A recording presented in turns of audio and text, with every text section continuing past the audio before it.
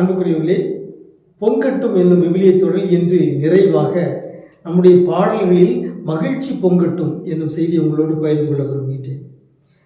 யாக்கோபு திருமடலில் யாக்கோபு சொல்கிறார், உங்களில் யாராவது நோயிற்றிருந்தால் இறைவேண்டல் செய்யுங்கள், மகிழ்ச்சியாக இருந்தால் திருப்பாடல் பாடுங்கள் என்று அவர் சொல்கிறார். அப்படி பாடுகின்ற பொழுது நாம் மகிழ்ச்சி பொங்க பாட வேண்டும்.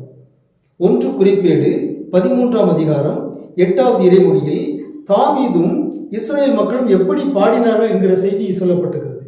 தாவீதும் இஸ்ரேல் மக்கள் அனைவரும் தங்கள் முழு ஆற்றலுடன் கடவுளுக்கு முன்பாக சுரமண்டலங்கள், யாழ்கள், மத்தளங்கள், கைத்தாளங்கள், எக்காலங்கள் இவற்றை இசைத்து மகிழ்ச்சி பொங்க ஆர்ப்பரித்து பாடினார்கள்.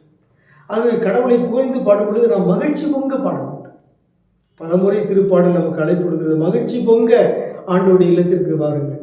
திருப்பாடல் 122 சொல்கிறது, ஆண்டவரது இல்லத்திற்கு போவோம் என்ற அழைப்பை கேட்டபோது நான் அகமகிழ்ந்தேன் என்று சொல்கிறது. ஆகவே ஆண்டவருக்கு எப்பொழுதெல்லாம் நாம் பாடலில் பாடுகிறோமோ, இறை புகழ்ச்சி செலுத்துகிறோமோ, அப்பொழுது மகிழ்ச்சி பொங்க, அது உள்ளத்திலிருந்து மகிழ்ச்சி பொங்கி வழிய வேண்டும். அப்போது அந்த இறை புகழ்ச்சி, அந்த பாடல் முழுமையானதாக நிறைவானதாக இருக்கும். அது மட்டுமல்ல, அப்படி நாம் நிறைவான பாடல்கள் பாட பாட நம்முடைய உள்ளத்திலும் மகிழ்ச்சி பொங்கி வழியும். மகிழ்ச்சியும் இறை புகழ்ச்சியும் இணைந்து செல்பவை. எனவே உங்களுடைய வாழ்விலும் மகிழ்ச்சி பொங்கி வழியட்டும் என்று சொல்லி இந்த தொடரை நான் நிறைவு செய்கின்றேன். இந்த விவிலிய தொடரை உங்களுக்கு வழங்க எனக்கு உதவி செய்த கலைஞர், வரைகலை கலைஞர் அருட்சகோதரர் ஆல்டின் அவர்களுக்கு உங்கள் அனைவரின் சார்பாக நன்றி தெரிவிக்கின்றேன்.